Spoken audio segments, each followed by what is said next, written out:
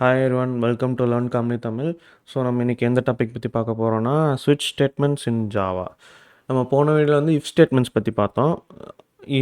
இதுக்கும் அதுக்கு என்ன டிஃப்ரென்ஸ்னால், ஸ்விட்சில் வந்து ஒரே ஒரு வேரியபிளுக்கு வந்து நம்ம நிறைய கண்டிஷன்ஸ் போட்டு பார்க்கணும்னா நம்ம ஸ்விட்ச் யூஸ் பண்ணுவோம். ஸோ இப்போ ஒரு எக்ஸாம்பிளுக்கு ஒரு ப்ரோக்ராம் பார்ப்போமா. இன்ட்டு டே ஈக்குவல் டு 3ன்னு நான் ஒரு வேரியபிள் வச்சுக்கிறேன். அடுத்து ஸ்விட்ச்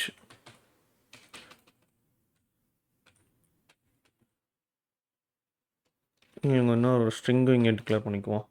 அதாவது ஸ்ட்ரிங்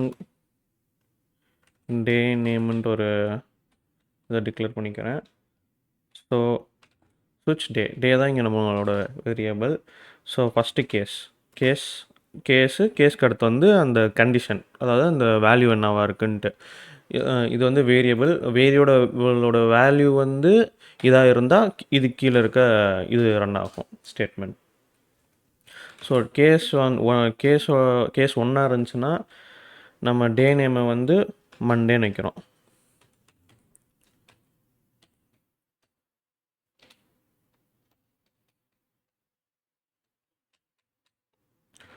அடுத்து கேஸ் 2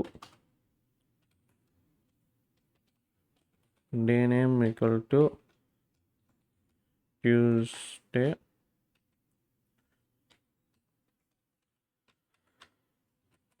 கேஸ் 3 இதில் வந்து day name equal to Wednesday.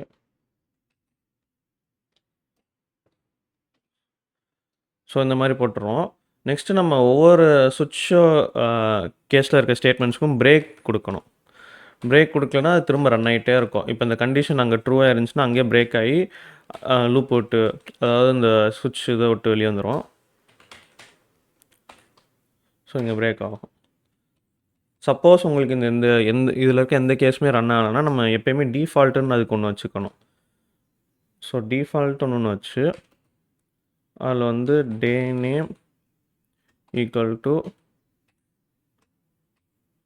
Invalid அப்படின்னு கொடுத்துட்றோம். இப்போ வந்து நம்ம சுவிட்சுக்கு வெளியே வந்து ஒரு சிஸ்டம் டாட் அவுட் பண்ணி போட்டு அதில் வந்து டே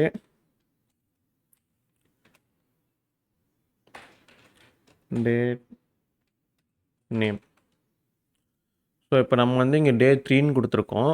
ஸோ அது வந்து அப்போ இந்த சுவிட்சில் வந்து இதில் ஃபஸ்ட் கேஸ் போகும். ஃபஸ்ட் கேஸ் 1ன்னு இருக்கு, அப்போ இந்த இது ரன் ஆகாது. செகண்ட் கேஸ் 2ன்னு இருக்கு, அப்போ இது ரன் ஆகாது. தேர்ட் கேஸ் 3ன்னு இருக்கு, அப்போ இது ரன் ஆகி பிரேக் ஆகி இங்கிட்டு வந்துடும். இங்கே வந்துடும் சிஸ்டம் டாட் அவுட் பிரிண்ட் எல்என்னுக்கு வந்துடும். ஸோ இங்கே வந்து இது பிரிண்ட் ஆகும் வென்ஸ்டேன்ட்டு பிரிண்ட் ஆயிடுச்சு. ஸோ நம்ம 3க்கு பதிலாக 1 கொடுத்துருந்தோம்னா மண்டேன்ட்டு அங்கே இதாகி அப்படியே அங்கேயே பிரேக் ஆகி வந்துடும். இதே நம்ம சப்போஸ் இதில் இல்லாத ஒரு நம்பர் கொடுத்து வச்சுருந்தோம்னா டிஃபால்ட்டாக இந்த கேஸ்லையுமே ப்ரெசென்ட் ஆகலைன்னா டிஃபால்ட்டாக நம்ம என்ன கொடுக்குறோமோ அந்த இது வந்துடும். இன்வேல்யூன்னு நம்ம கொடுத்துருந்தோம். ஸோ டே வந்து இன்வேல்யூன்னு வந்துடுது.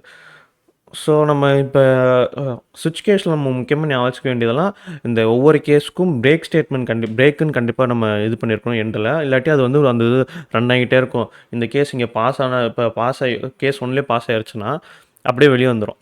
சப்போஸ் பாஸ் ஆனதுக்கப்புறம் நம்ம பிரேக்குன்னு கொடுக்காம இருந்தோம்னா திரும்ப இந்த எல்லா கண்டிஷன் செக் பண்ணிருக்கோம். ஸோ அது தேவையில்லாமல் ஒரு ப்ரோக்ராம் மெமரி தான் பிடிக்கும்.